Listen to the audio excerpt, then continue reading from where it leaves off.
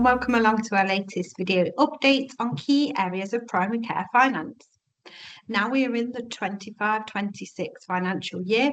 Let's look at some reminders of reimbursements that need sending off, some pension admin, and also some final reminders for your year-end accounts. Now, have you sent off your 25-26 business rates to NHS England for reimbursement? Just be mindful that this will come in one amount on your GMS statement, but you will most likely pay this out in instalments. So just be mindful of your cash flow. Have you sent off your most recent CQC invoice? Again, this will come in by your GMS statement and be on one amount, albeit you might pay this out in instalments as well. It is worth checking your April and May GMS statements to make sure that these have been received.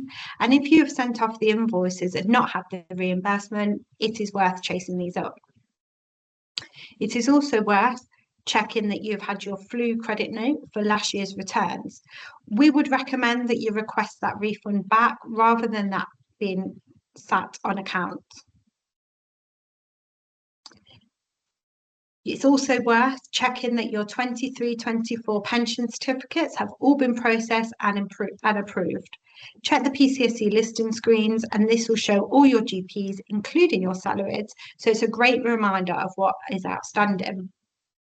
You should see any adjustments going through the GMS statement, and this would indicate approval, but it is still worth checking the PCSE listing screens. You will also need to check that the actual balances processed and what has been received or paid out on your GMS statement is expected and match your certificates. If you paid the 23-24 balances via BACS, you will not see any adjustments via your GMS statements, and therefore it's vital to check the PCSE listing screens for approved certificates. Now, hopefully you have completed your staff pensions SD55s, and this is just a reminder that these need submitting by the 31st of May 2025. Now, let's look at some bits that can help your accountant and yourselves with the March 25 accounts and make it the finalisation a smooth process.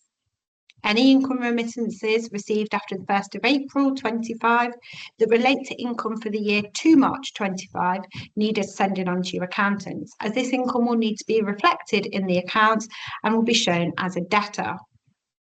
Now, sometimes this income can come in April or May, and sometimes it's even later, so it's worth keep checking your income when it comes in. This is also the same for any expenditure that is paid after the 1st of April 25, but relates to the period 31st of March 25. This will need reflecting in your accounts and it will be shown as a creditor. It's also worth talking to your PCN and seeing what timescales they have for the March 25 PCN accounts. The income and expenditure from the PCN accounts will need reflecting in your practice accounts. So if you know a timescale, it'd be useful to let your accountant know, as this income will need to be reflected. Also, check with your partners that they have provided your accountant with their personal expenses and personal tax information.